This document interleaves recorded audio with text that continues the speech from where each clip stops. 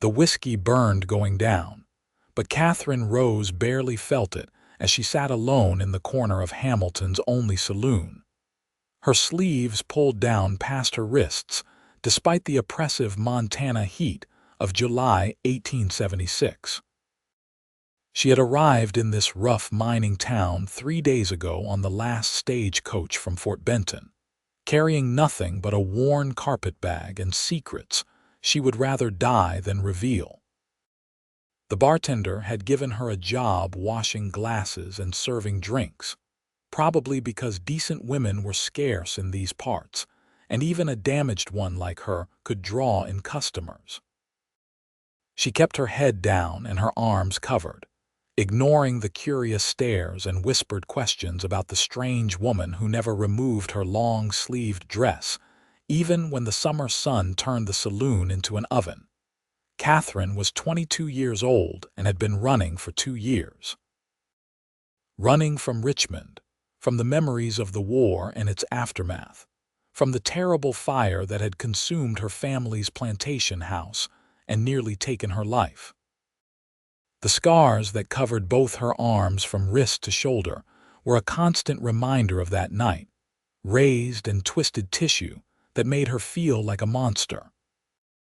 She had learned to hide them, to pull away when anyone came too close, to build walls around herself so thick that nobody could see the ugliness underneath.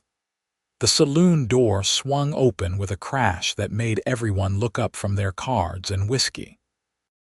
The man who entered had to duck his head to clear the door frame, and when he straightened to his full height, Katherine felt her breath catch in her throat. He was enormous, well over 6 feet tall, with shoulders so broad they seemed to fill the entire doorway. Long dark hair fell past his collar, and a thick beard covered the lower half of his face. His clothes were buckskin and leather, weathered from long exposure to the elements, and he carried himself with the easy confidence of a man who had nothing to prove and nothing to fear.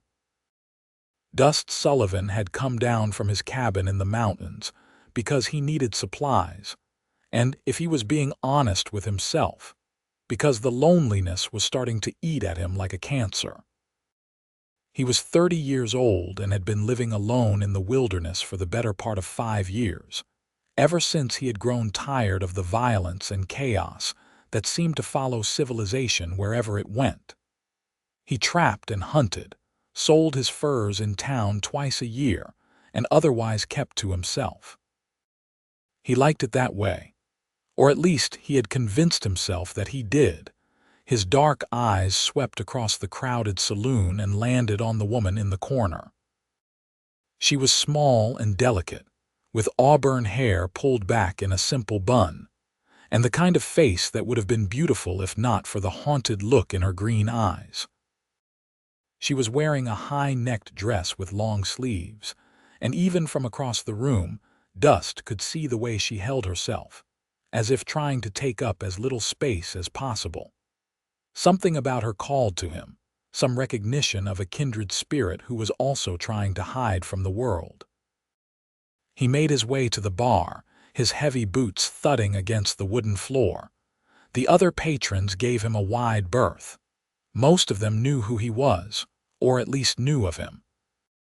The mountain man who could track anything through any terrain, who could survive winters that would kill lesser men, who had once fought off 3 grizzly bears with nothing but a hunting knife. The stories were probably exaggerated, but Dust did nothing to correct them. A fearsome reputation meant people left him alone, which was exactly how he preferred it. "Whiskey," he said to the bartender, his voice deep and rough from disuse. "Leave the bottle." The bartender, a nervous man named Frank, quickly complied.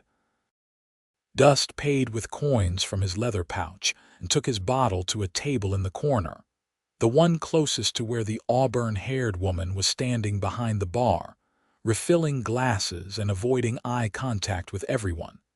Katherine felt the mountain man's presence like a physical weight. She had grown expert at making herself invisible, at moving through spaces without drawing attention, but she could feel his eyes on her as she worked. It was not the leering stare she had grown accustomed to from other men, the kind that made her skin crawl. This was different. It felt like curiosity, like interest, but also like understanding. She did not know what to do with that, so she did what she always did. She ignored it and focused on her work. The evening wore on. The saloon filled with miners and drifters, all of them loud and crude and smelling of sweat and desperation. Katherine moved between them like a ghost, delivering drinks and collecting empty glasses, always keeping her distance, always keeping her sleeves pulled down. She had learned to move in ways that prevented accidental touches, to deflect grabbing hands without causing offense. It was exhausting, this constant vigilance, but it was necessary. Around midnight, one of the miners, a big man with a red face and whiskey on his breath, grabbed her wrist as she walked past his table. "Come sit with us, sweetheart," he slurred, his grip tight enough to hurt. "We could use some company." Katherine's heart hammered in her chest. She tried to pull away gently, knowing that resistance would only make him angry. "I need to work, sir. Please let go." "I said sit down." His grip tightened, and Katherine felt the fabric of her sleeve riding up, exposing the scarred flesh beneath. Panic flooded through her, sharp and cold. She pulled harder, desperate to get away, to hide, to protect herself from the disgust and revulsion she knew would come. "The lady asked you to let go." The voice came from behind her, deep and steady and carrying an edge of warning that made the entire saloon go quiet. The miner looked up and found himself staring into the dark eyes of Dust Sullivan. Up close, the mountain man was even more imposing, all muscle and controlled strength, like a wolf deciding whether or not to strike. The miner's face went pale, and he released Katherine's wrist immediately. "Did not mean nothing by it," he mumbled, looking down at his cards. "Just being friendly." "Be friendly somewhere else," Dust said, his tone making it clear that it was not a suggestion. The miner and his friends gathered their belongings and moved to a different table, as far from Dust as they could get. Katherine stood frozen, her hand clutching her wrist, feeling the fabric of her sleeve where it had ridden up. She looked up at the mountain man, expecting to see pity or disgust or curiosity about what she was hiding. Instead, she found only concern. "You all right?" he asked, his voice gentler than she expected from a man his size. "I am fine," she said quickly, pulling her sleeve down even further. "Thank you for your help." She started to turn away, but his next words stopped her. "You should not have to put up with that." "It is part of the job," she said, keeping her eyes down. "I can handle it. Maybe you can, does not mean you should have to." Katherine did not know what to say to that, so she said nothing. She hurried back behind the bar, putting distance between herself and the mountain man, and the confusing feelings his intervention had stirred up. Nobody had stood up for her in a long time.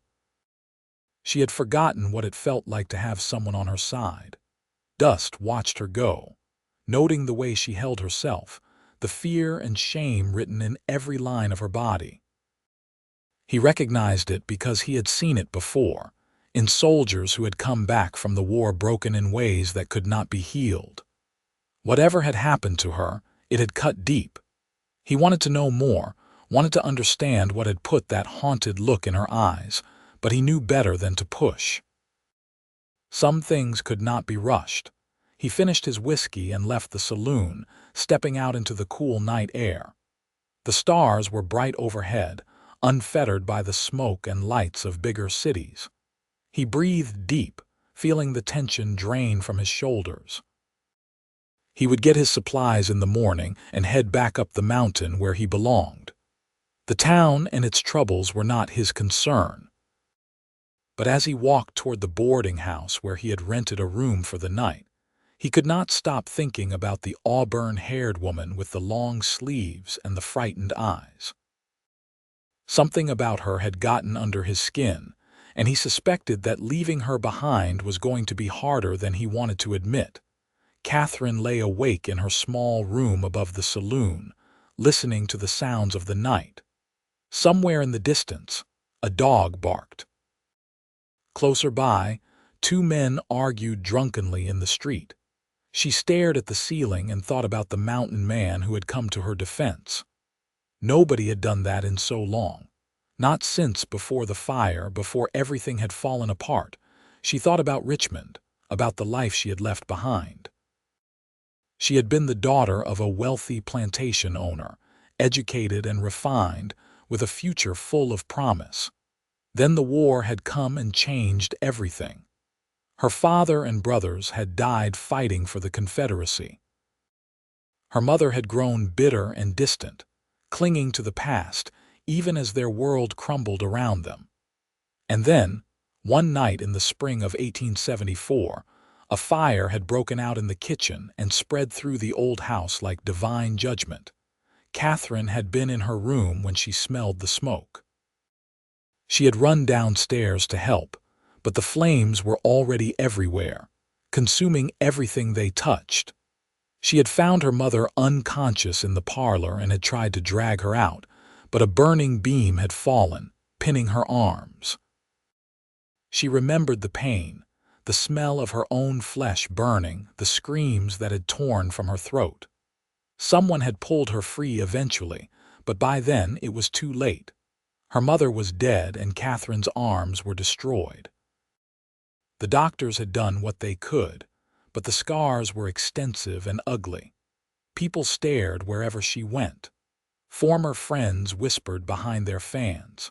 The man she had been courting, a young lawyer named Charles, had taken one look at her ruined arms and stopped calling. She had become a pariah, a walking reminder of tragedy and loss. So she had run, as far and as fast as she could, until she ended up here in the Montana Territory, in a rough mining town where nobody knew her and nobody cared about her past. Except now, there was a mountain man with dark eyes who had looked at her with something that might have been kindness, and she did not know what to do with that. She finally fell asleep as dawn was breaking, and when she woke a few hours later, she felt tired and disoriented. She dressed mechanically, pulling on her long-sleeved dress and buttoning it all the way to her throat, then went downstairs to help prepare the saloon for the day's business. Frank was behind the bar, counting bottles. He looked up when she came in and gave her a slight nod.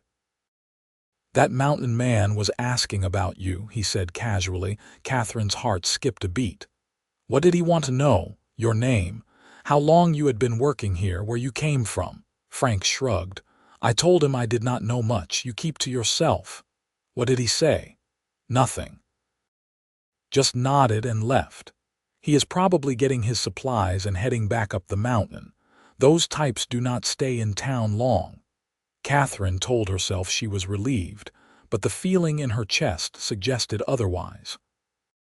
She threw herself into her work, cleaning tables and sweeping floors and trying not to think about the mountain man. She was successful until mid-afternoon, when the saloon door opened and Dust Sullivan walked in, carrying a large bundle wrapped in brown paper. He spotted her immediately and walked over, his boots loud in the quiet saloon. Katherine froze, unsure whether to run or stay. She stayed. "I bought you something," Dust said, setting the bundle on the bar. "Saw it at the general store and thought you might need it." Katherine stared at the package. "I do not understand." "Open it." With trembling fingers, she unwrapped the paper. Inside was a beautiful shawl, light and delicate, made of soft blue fabric that would complement her eyes. It was the kind of thing a lady might wear, expensive and refined, completely out of place in this rough town. "I cannot accept this," she said, even as her fingers traced the soft fabric. "It is too much." "It is hot in here with those long sleeves," Dust said quietly. "Thought maybe you could use something lighter, something that still covers what you want to cover but does not make you suffer in the heat." Katherine looked up at him sharply. You do not know what you are talking about. Maybe not, but I know what it looks like when someone is trying to hide. She rewrapped the shawl quickly and pushed it back toward him. Thank you, but no, I do not need your charity or your pity. It is not pity. Then what is it? Dust was quiet for a long moment, his dark eyes searching her face. Concern, maybe, recognition. I do not know exactly. I just saw that shawl and thought of you, and I wanted to help. Katherine felt tears burning behind her eyes, but she refused to let them fall. She had not cried in 2 years, and she was not about to start now, especially not in front of a stranger. I do not need help. Everyone needs help sometimes. Not me. I am fine on my own. Dust nodded slowly, but he did not pick up the shawl. He left it on the bar between them. It is yours if you change your mind. I will be in town one more night, leaving at first light tomorrow. He turned and walked out, leaving Katherine alone with the gift and the confusing tangle of emotions it had provoked. She stared at the wrapped shawl for a long time, then carefully hid it under the bar where nobody else would find it. That night, the saloon was even more crowded than usual. A group of miners had struck a new vein of silver up in the hills, and they were celebrating with all the subtlety of men who had been underground too long. Katherine moved between them, delivering drinks and dodging wandering hands, wishing she could be anywhere else. The noise and the heat and the press of bodies made her feel trapped, made her think of the fire and the smoke and the pain. She was carrying a tray of empty glasses back to the bar when someone bumped into her from behind. She stumbled and the tray went flying, glasses shattering on the floor in an explosion of sound that seemed to echo in her skull. The saloon went quiet. Everyone was looking at her. Katherine stood frozen in the middle of the broken glass, her heart racing, her breath coming too fast. "Stupid woman," someone muttered, and then everyone went back to their drinking and their conversations. Katherine knelt down and started picking up the pieces with shaking hands. She could feel the familiar tightness in her chest, the panic starting to build. Not here. Not now.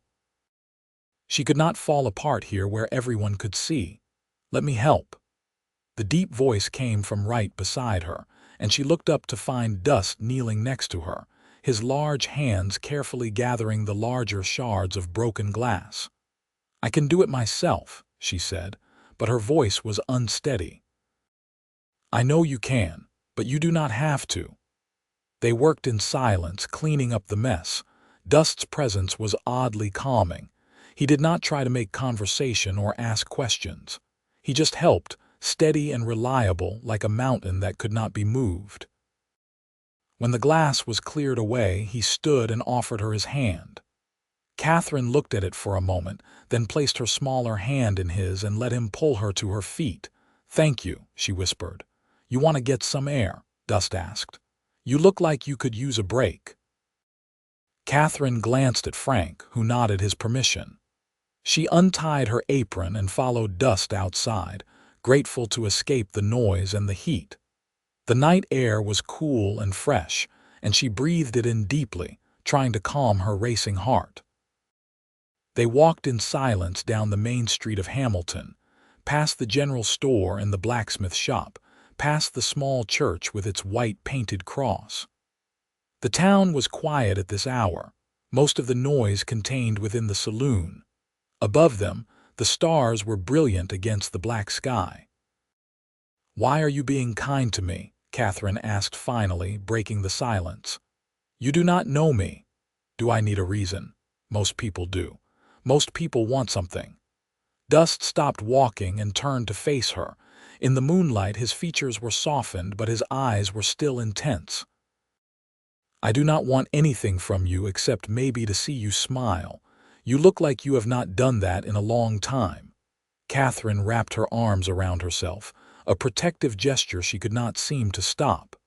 "I do not have much to smile about. That is a shame. Everyone deserves something to smile about." That is easy to say when you are strong and capable and people are afraid of you. Try being someone they look at with disgust. The words were out before she could stop them, bitter and raw. She expected Dust to ask what she meant, to pry into her secrets. Instead, he said something that surprised her. People used to look at my pa that way. He came back from the Mexican War with half his face burned off. Used to scare children just walking down the street. But my ma never saw him as anything but beautiful. Used to tell him every day that his scars just proved he was a survivor, that they made him more, not less. I grew up believing that. Katherine stared at him. What happened to him? He died when I was 15. Fever took him one winter. But I never forgot what my ma said. Scars just mean you survived something that tried to kill you. That is nothing to be ashamed of. Katherine felt something crack inside her chest, some wall she had built starting to crumble. She wanted to believe what he was saying, wanted to believe that maybe she was not as ruined as she felt, but it was hard to let go of 2 years of shame and self-hatred. "You do not know what I am hiding," she said quietly. "Then show me." "I cannot." "Why not?" "Because you will look at me differently. Everyone always does." Dust was quiet for a moment, then said, "How about this? I will tell you something about myself, something I do not usually tell people. Then maybe you will feel like we are even and you can tell me what you are so afraid of." Katherine considered this. It seemed safer than simply revealing her secrets to someone she barely knew. "All right." Dust took a deep breath, his eyes on the distant mountains. 5 years ago I was married. Her name was Sarah, and she was the prettiest thing I had ever seen. We had a little cabin down near Helena, and I was working as a scout for the army. Life was good.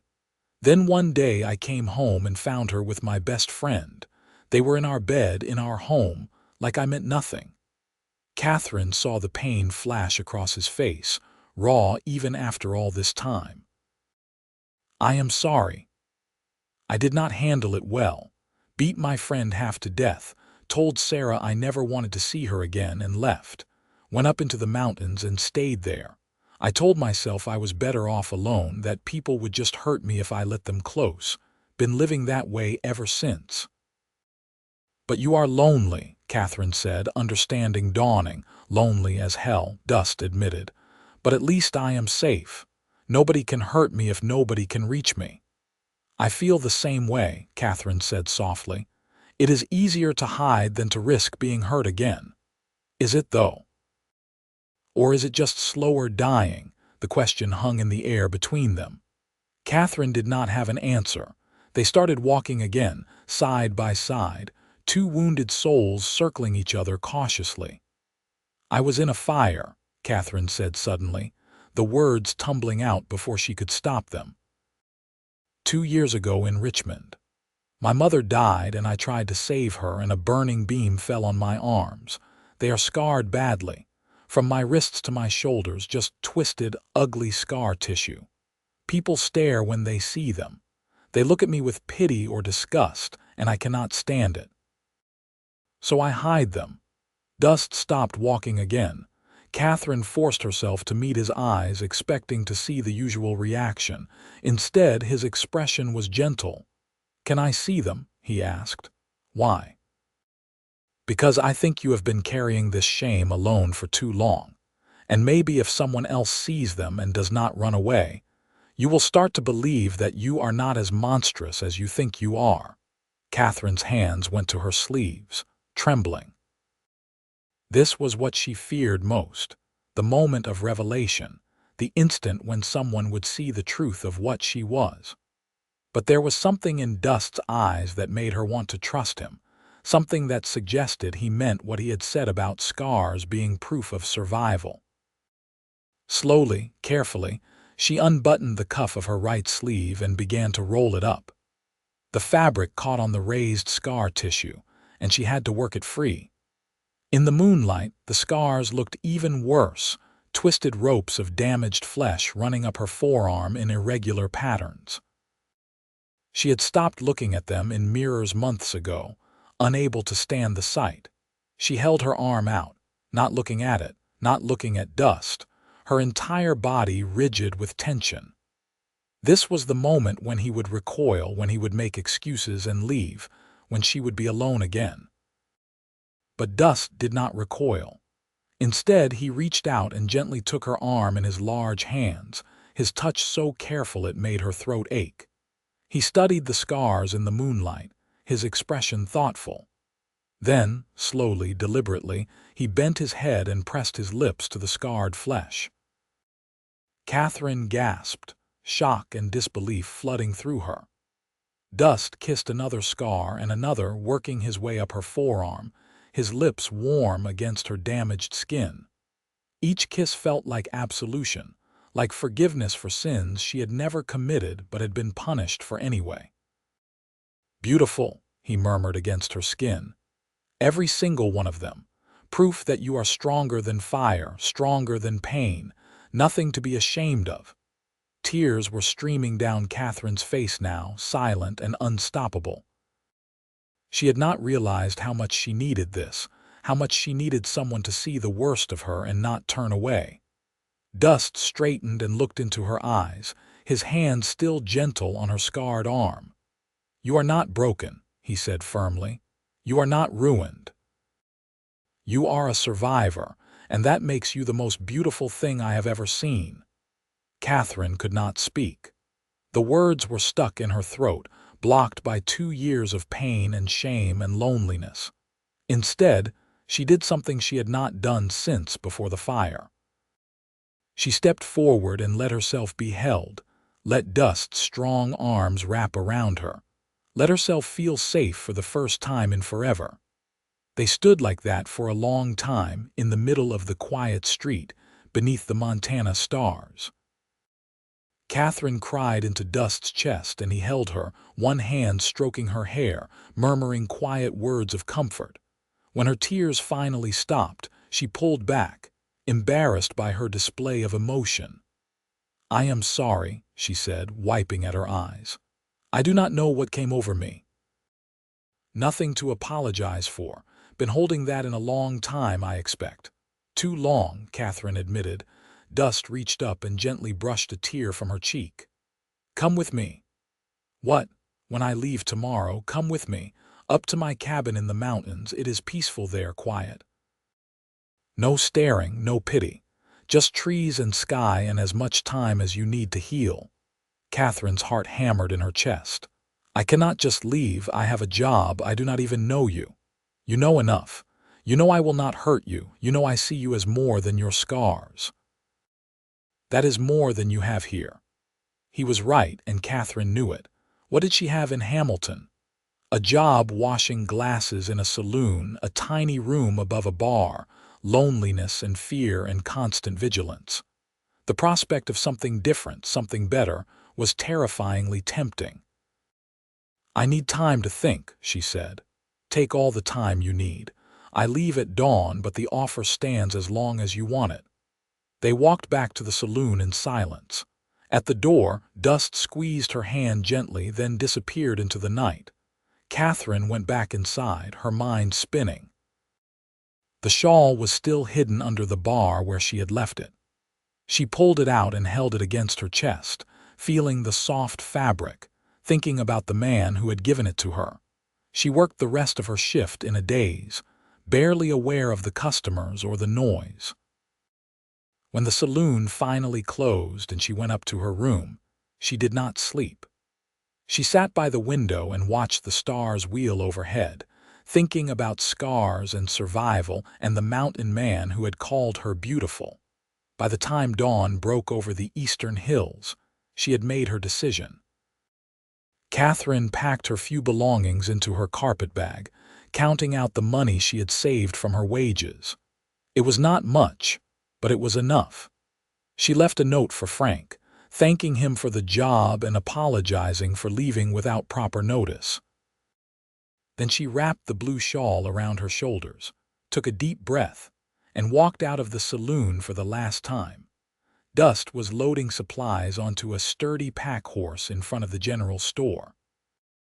He looked up as Katherine approached, and something in his expression shifted, hope and relief mingling together. "I am coming with you," she said, trying to sound more confident than she felt. "If the offer is still open." "It is always open," Dust said. He finished securing the supplies, then turned to her. "You sure about this? It is a hard life up in the mountains. No luxuries, no society, just me and the wilderness." "I am sure. I have had enough of society to last me a lifetime." Dust smiled, and Katherine realized it was the first time she had seen him do so.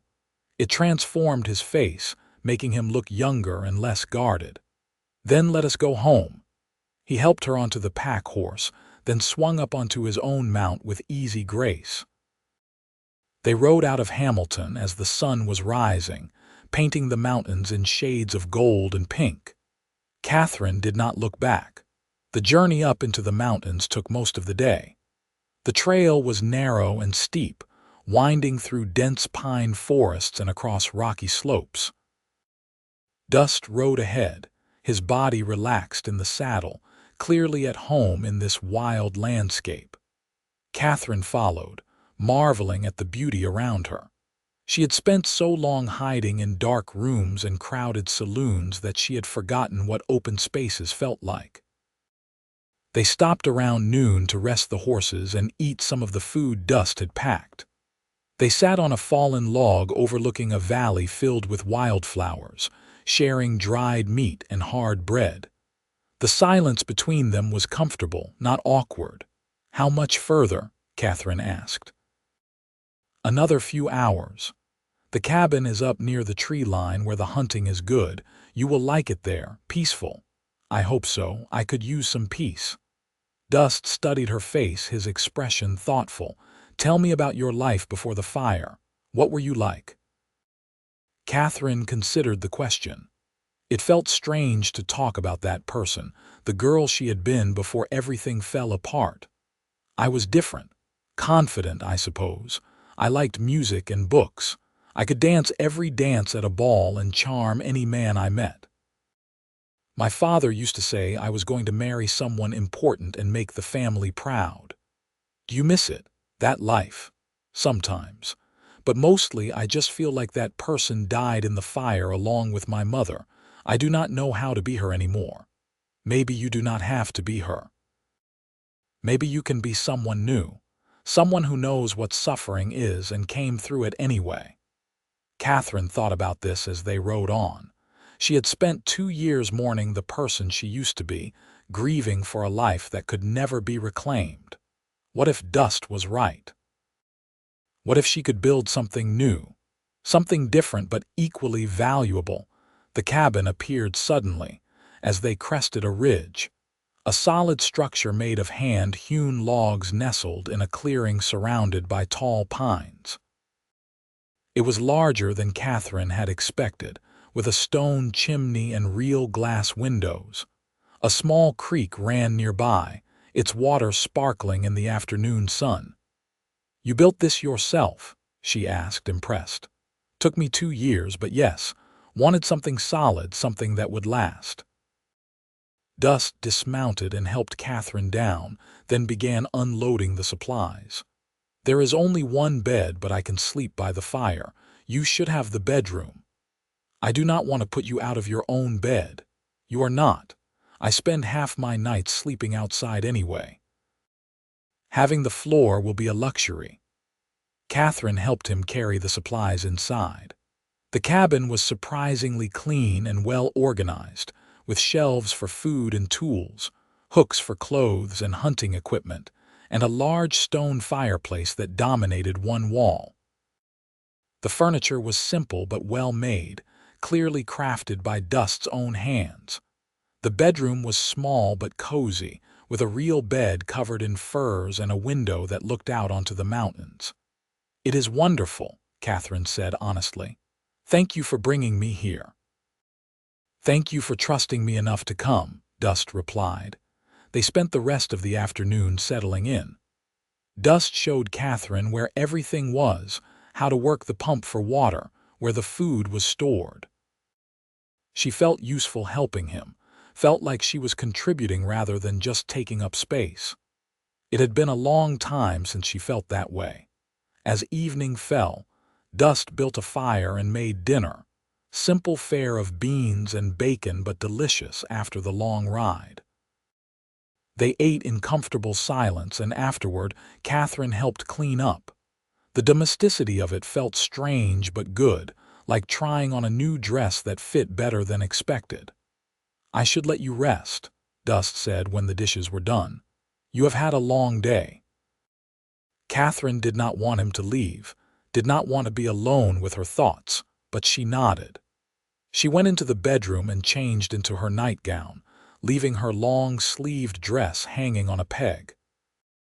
The scars on her arms seemed stark in the lamplight, but for the first time, she did not immediately cover them.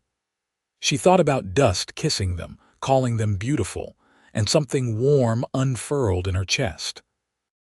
She lay in bed, listening to the sounds of Dust moving around the cabin, preparing his own bedroll by the fire.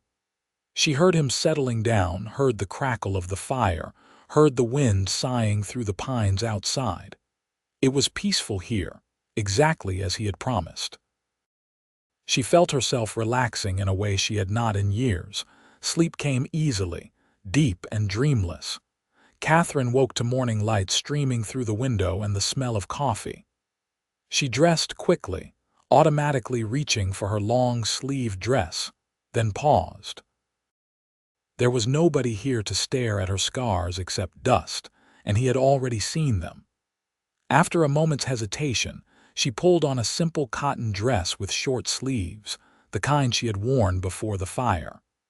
The air felt strange on her bare arms, vulnerable and exposed, but also free. She walked out into the main room and found Dust at the stove, cooking eggs in a heavy iron skillet. He looked up as she entered, and his eyes went to her exposed arms. Katherine tensed, waiting for his reaction.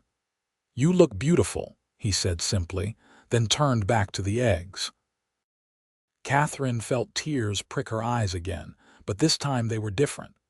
Not tears of pain or shame, but something else, something that felt almost like hope.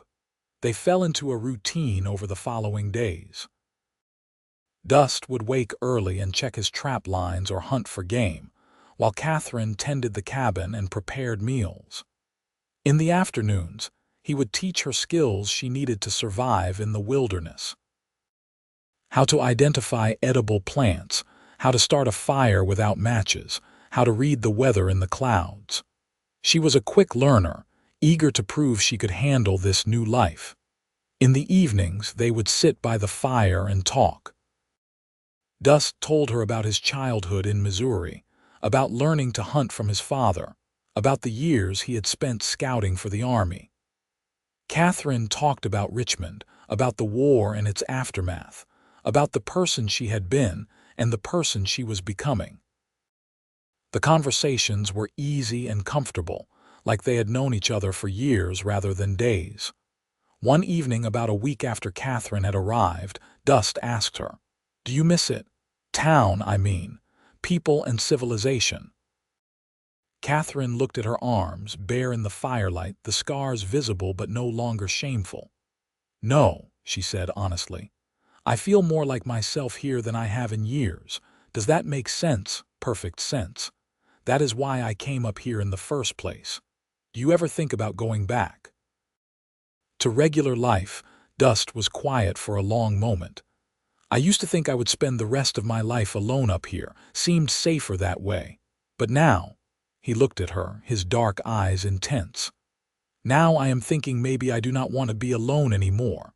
Katherine's heart stuttered in her chest. "What are you saying?"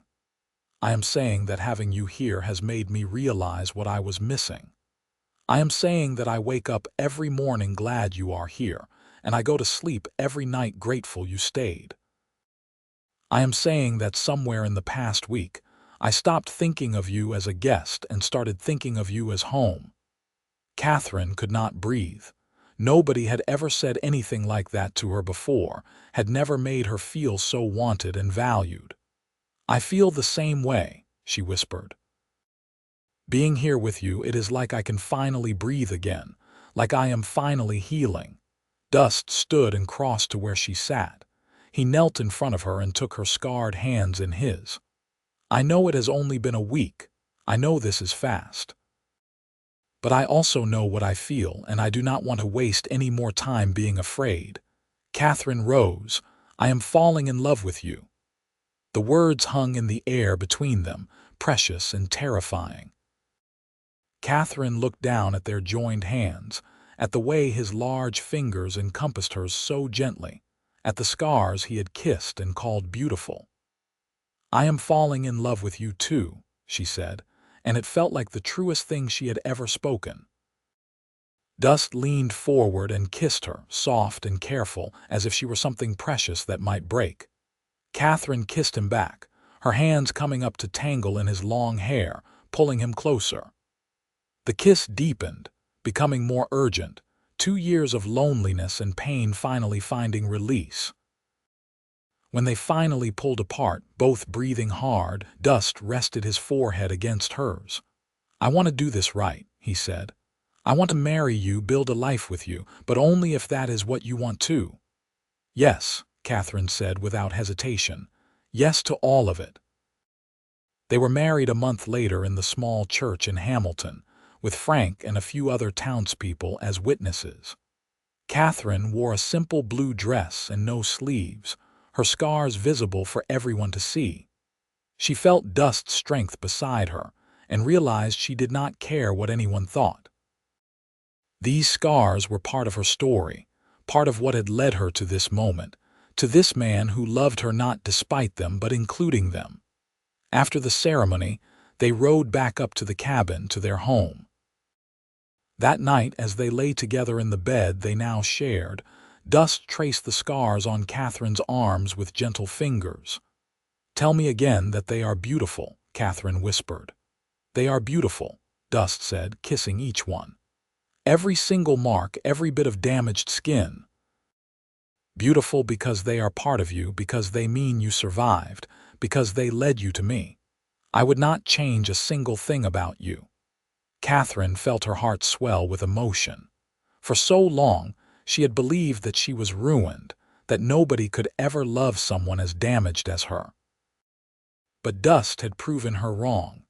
He saw past the scars to the woman beneath, and he loved all of her, the broken parts and the healing parts alike. The months passed in a rhythm of seasons. Summer gave way to autumn, painting the mountains in shades of gold and red. Dust taught Katherine to shoot, to track game, to read the signs of coming weather. She grew strong and capable, her body adapting to the physical demands of mountain life. The constant work was therapeutic, leaving her too tired at night to dwell on the past. Winter came early that year, blanketing the mountains in deep snow. Katherine and Dust were prepared, the cabin stocked with food and firewood. They spent the long winter evenings reading by firelight from Dust's small collection of books, talking about everything and nothing, making love in the warmth of their bed while the wind howled outside. It was during one of those winter nights that Katherine realized she was pregnant. She had suspected for a few weeks, but now she was certain. She told Dust over breakfast one morning, her hands trembling slightly as she spoke the words, "I am going to have a baby." Dust froze, his coffee cup halfway to his lips. Then a smile broke across his face, brighter than any she had seen before. He set down his cup and pulled her into his arms, holding her tight. "A baby," he breathed. "We are going to have a baby." "Are you happy?" Katherine asked, needing to hear him say it. "Happy does not even begin to cover it. I am terrified and thrilled and so grateful I can barely stand it. You have given me everything, Katherine. A home, a family, a reason to be more than I was. How could I be anything but happy? The pregnancy was not easy." Katherine suffered from sickness in the early months, and as her belly grew, the physical demands of mountain life became more challenging. But Dust was endlessly patient and supportive, taking over the heavier work and making sure she rested. He fussed over her like a mother hen, which Katherine found both annoying and endearing. Spring came, and with it, new life. The baby was born on a warm May morning in 1877, with only Dust there to help.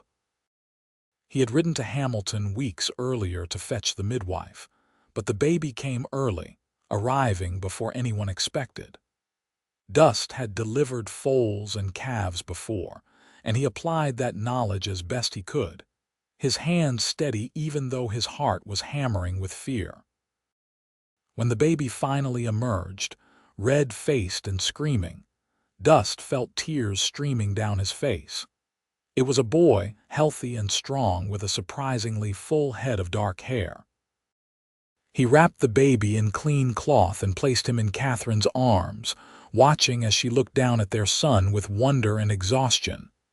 "He is perfect," she whispered. "Just like his mother," Dust replied. "They named him Daniel after Dust's father." The baby thrived in the mountain air, growing strong and healthy. Katherine marveled at how natural motherhood felt, how right it seemed to hold this tiny person they had created. Her scars, which she had once viewed as marks of shame, now took on new meaning. They were proof that she had survived long enough to reach this moment, to create this life, to build this family. As Daniel grew from infant to toddler, the cabin rang with the sounds of childhood. His first words, his first steps, his laughter echoing through the pines. Dust proved to be a devoted father, patient and loving, teaching his son about the natural world with the same care he had once taught Katherine. On their second anniversary, Dust took Katherine to a meadow high up on the mountain, a place where wildflowers grew in profusion during the summer months. They sat together in the sun, watching Daniel chase butterflies, and Dust took Katherine's scarred hand in his. "You ever regret it?" he asked.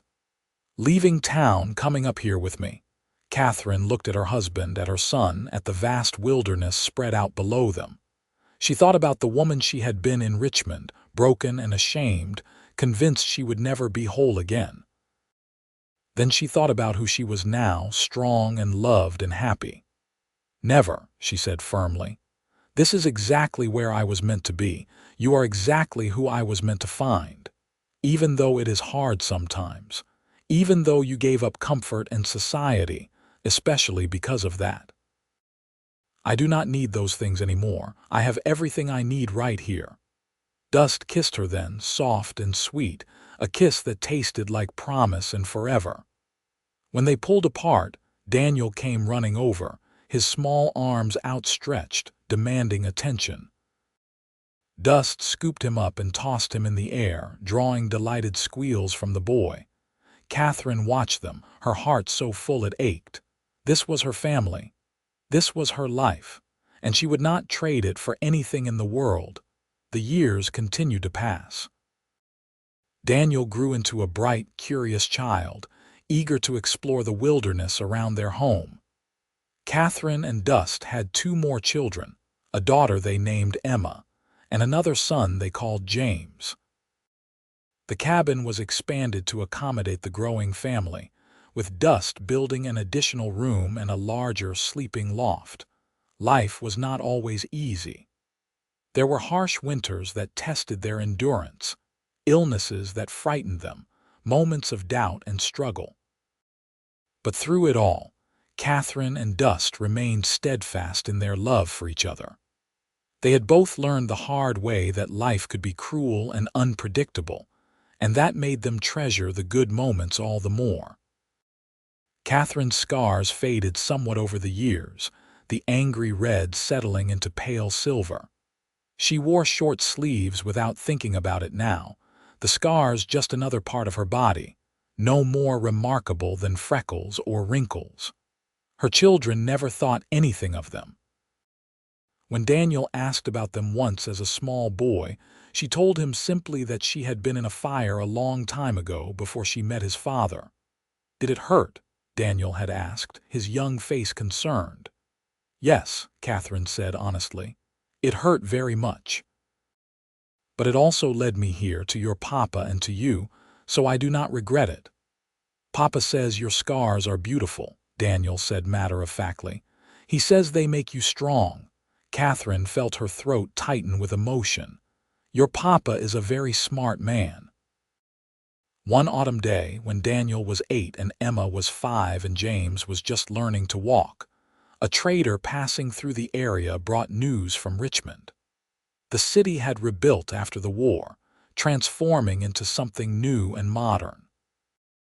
Katherine listened to the stories with detached interest, realizing that her old life felt like something from a dream, barely remembered. That night, as she and Dust lay in bed, she told him about the trader's news. "Do you ever wonder what your life would have been like if you had not met me?" She asked. "If you had stayed up here alone." "No," Dust said firmly. "I do not wonder because I know it would have been empty and cold and lonely. I would have survived, but I would not have lived. You gave me life again, Katherine. You and our children, you are the reason I get up every morning. The reason I am grateful for every day. I feel the same way about you. When I think about where I was when we met, how lost and broken I felt. You saved me, Dust." "We saved each other," Dust corrected. "That is what love does. It rescues us from ourselves." Katherine thought about that often in the years that followed. They had indeed saved each other, two wounded souls who had found healing in unexpected places. Her scars were still there, would always be there, but they no longer defined her. She was so much more than her past trauma. She was a wife, a mother, a survivor, a woman who had learned that beauty and strength could coexist with pain and imperfection. When Daniel turned 16, he announced that he wanted to spend a winter trapping on his own, deeper in the mountains. Katherine's first instinct was to refuse, to keep her son close and safe. But Dust reminded her gently that the boy needed to find his own way, to test himself against the wilderness as Dust himself had done at that age. "It is hard to let go," Katherine said, watching Daniel prepare his gear. "I keep thinking of all the things that could go wrong." "He is ready," Dust assured her. "We raised him right. He knows the land, knows how to survive, and he will come back to us." Daniel did come back, returning in the spring lean and weathered but glowing with pride at having proven himself. Emma was already talking about becoming a teacher, perhaps moving to one of the larger towns when she was older. James, still young, seemed content to follow in his father's footsteps, learning everything Dust could teach him about hunting and trapping. Katherine watched her children grow into adults and realized that this was the final healing. She had not just survived her own trauma and built a new life. She had created new life, had brought people into the world who carried forward the lessons she and Dust had learned about resilience and love, and the importance of seeing past surface scars to the strength beneath. One summer evening, when Katherine was 43 and Dust was 51, they stood together on the ridge above their cabin, watching the sun set over the mountains. The children were all in bed, the cabin quiet except for the crackle of the fire and the songs of evening birds. "Do you remember that first night we talked?" Dust asked. "When you finally showed me your scars?" "I remember everything about that night. I was so afraid, so certain you would be disgusted." "I fell in love with you that night," Dust said. "Maybe I was already falling before, but that was when I knew for certain. When I saw how brave you were, how much strength it took to show me something you had been hiding for so long. That was when I knew I wanted to spend the rest of my life with you." Katherine leaned into him, feeling his solid warmth, the steady beat of his heart. "You told me my scars were beautiful. Nobody had ever said anything like that to me before. You made me feel like maybe I was not broken after all." "You were never broken. Wounded, yes, but not broken. There is a difference. I know that now. It took me a long time to learn it, but I know it now." They stood together in comfortable silence, watching the colors fade from the sky. Katherine thought about all the years they had shared, all the moments of joy and struggle that had woven together to create the rich tapestry of their life. She thought about the girl she had been in Richmond, so focused on appearances and reputation, so certain that her worth came from her beauty and her family name. That girl would not have survived what Katherine had survived. That girl would not have had the strength to start over, to build something new from the ashes of her old life. But the woman Katherine had become, the woman shaped by fire and pain and the love of a good man, she was strong enough for anything. Her scars had taught her that. They were a map of her journey, proof of battles fought and won, evidence that she could endure the unendurable and still find joy on the other side. "Thank you," Katherine said softly. "For what? For seeing me. For loving me. For making me believe I was worth loving." Dust turned and cupped her face in his large, calloused hands. His dark eyes were soft as he looked at her. "You were always worth loving. I just had the good fortune to recognize it." He kissed her then, deep and slow, a kiss that held 20 years of love and partnership and mutual respect. When they finally pulled apart, Katherine felt the same flutter in her stomach that she had felt on their wedding night, the same sense of being exactly where she belonged. They walked back to the cabin hand in hand, their fingers intertwined, two people who had found in each other everything they did not even know they needed. Inside, the fire was burning low. Dust added more wood while Katherine checked on the children, all of them sleeping soundly in their beds. Later, as they lay together in the darkness, Katherine traced the lines of Dust's face, memorizing the feel of him. "I want you to know something," she whispered. "These years with you have been the happiest of my life. Every single day with you has been a gift." "Same here," Dust murmured, his voice heavy with sleep. "Best decision I ever made was asking you to come home with me. Best decision I ever made was saying yes." The years continued to roll by, marked by the changing seasons and the milestones of family life. Emma did indeed become a teacher, taking a position in a growing town 50 miles away. She married a kind farmer and gave Katherine and Dust their first grandchildren. Daniel eventually built his own cabin deeper in the mountains, though he visited often with his wife and children. James stayed close to home, learning the family trade and eventually taking over most of the trapping duties as Dust grew older. Katherine's hair turned silver, and Dust's beard became streaked with white. Their bodies grew slower and stiffer with age, but their love remained constant. They still sat together by the fire in the evenings, still held hands when they walked. The passion of youth had mellowed into something deeper and more enduring, a love built on decades of shared experience and unwavering support. One spring morning, Katherine woke to find Dust already up, sitting in his chair by the fire. She came and sat beside him, and he pulled her close. "I was just thinking," he said, "about how lucky I am, about how close I came to missing all of this." "We both were lucky," Katherine said. "Or maybe it was not luck. Maybe it was meant to be." "You believe that?" "I do. I think sometimes the worst things that happen to us are actually preparing us for the best things. I had to go through the fire, had to lose everything, had to hit bottom before I could find my way to you. If none of that had happened, I would have been a different person, maybe not someone you would have loved." "I would have loved you anyway," Dust said firmly. "But I know what you mean. We were both broken in ways that meant we could understand each other. We spoke the same language of pain and healing. And now look at us, old and happy and surrounded by family, not a bad ending for two people who thought they would spend their lives alone." "Not an ending," Dust corrected. "Just the next chapter. We still have time left, you and me. Still have years to spend together." He was right. They did have more years, precious years filled with grandchildren and quiet contentment, and the deep satisfaction of a life well lived. Katherine continued to wear her scars without shame, and when her grandchildren asked about them, she told them the truth. About the fire, about the fear and pain, about the mountain man who had kissed each scar and called them beautiful. Did you believe him?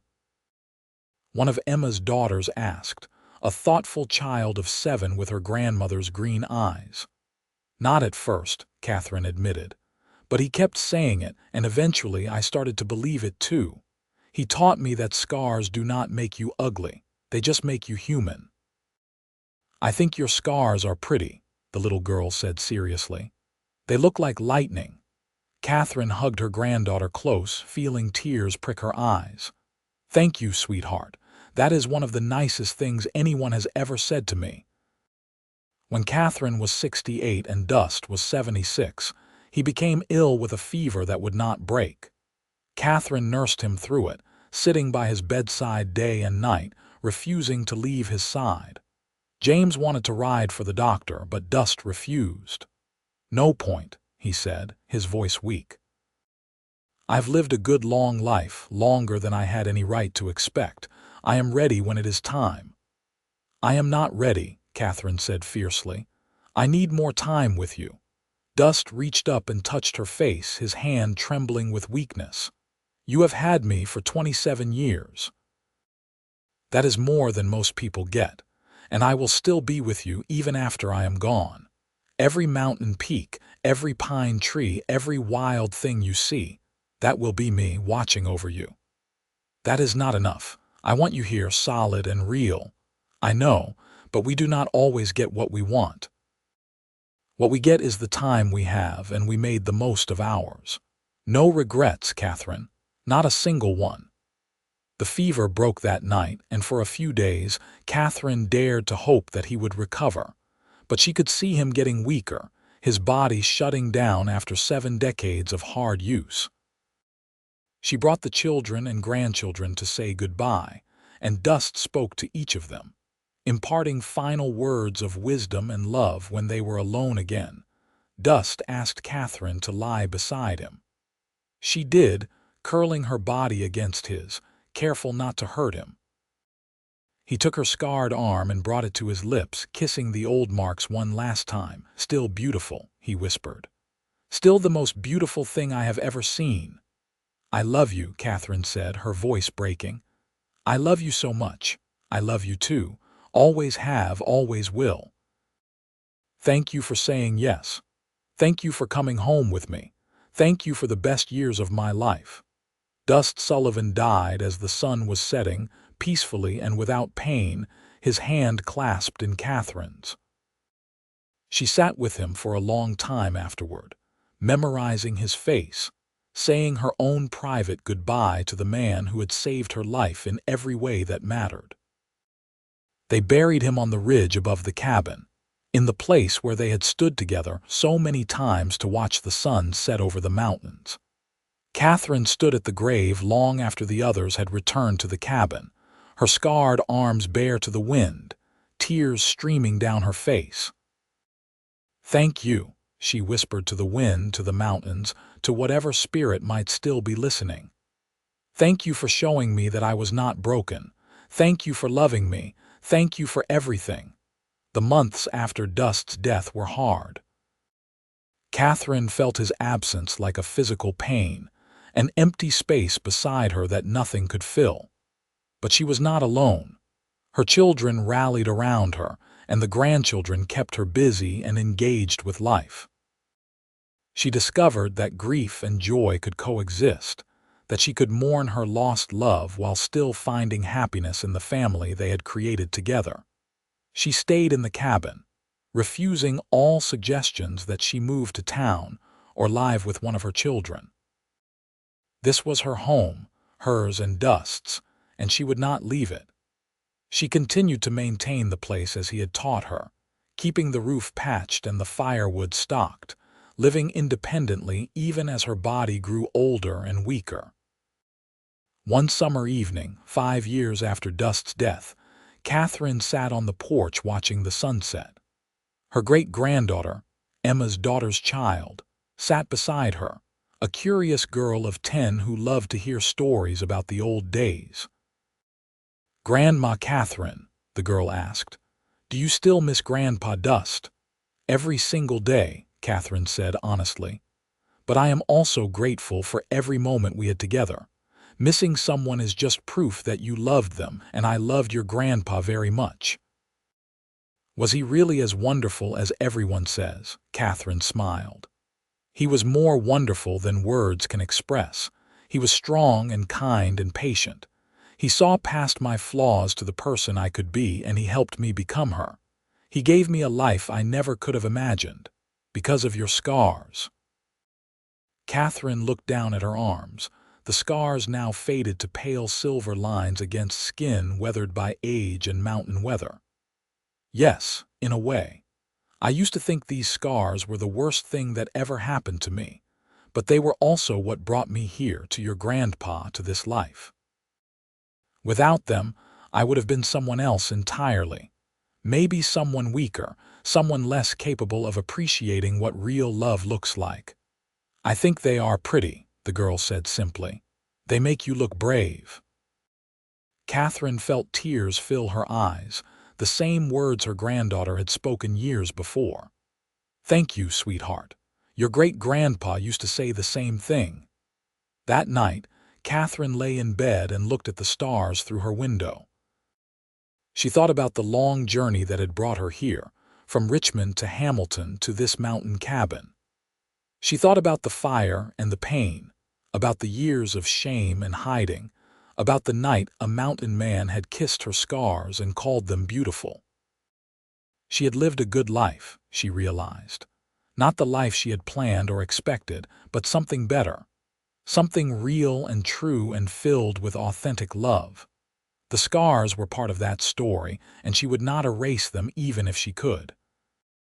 They had shaped her, strengthened her, led her to the love of her life. Katherine Rose Sullivan died peacefully in her sleep at the age of 75, surrounded by her family, in the cabin her husband had built with his own 2 hands. They buried her next to dust on the ridge above the cabin, and at her request, her arms were left bare so the scars could be seen. She had nothing left to hide, nothing left to be ashamed of. She had lived fully and loved deeply, and that was all that mattered. Years later, her great-great-grandchildren would play in the meadow near the cabin, and sometimes they would stop and look at the 2 graves side by side on the ridge. The stones were simple, just names and dates, but everyone who saw them knew the story. The story of a woman who had been broken by fire and a man who had helped her heal. The story of scars that had once caused shame but became badges of survival and strength. The story of love that had transformed 2 lonely souls into a family that would span generations. And on quiet evenings, when the wind blew through the pines just right, some swore they could hear laughter on the ridge, the sound of 2 people who had found each other against all odds and had never let go. The scars had not been the end of Katherine's story. They had been the beginning, the first chapter in a tale of redemption and love that would be told and retold long after everyone who knew them personally had passed into memory. The cabin still stood decades later, maintained by descendants who understood its significance. Inside, in a place of honor, hung a faded blue shawl, the first gift Dust had given Katherine. Beside it was a framed piece of paper with writing on it, words that Dust had written to Katherine on their 10th anniversary and that she had treasured for the rest of her life. The words read, "Your scars are beautiful because they are part of you, and every part of you is precious to me. They are proof that you survived the fire, proof that you were strong enough to start over, proof that you were brave enough to let me love you. I kiss each one and call them beautiful because that is what they are. That is what you are. My beautiful, brave, perfect wife. Today and always, I am grateful you said yes. All my love, Dust." Those words summed up their entire relationship, the foundation upon which they had built a life together. He had seen her not as broken or damaged, but as strong and surviving. He had loved her not despite her scars, but including them, understanding that they were part of what made her who she was. And in return, she had learned to love herself again, to see her own worth, to understand that healing was possible even when the scars remained. Their story became legend in the Montana Territory, passed down through generations as a testament to the power of love and acceptance.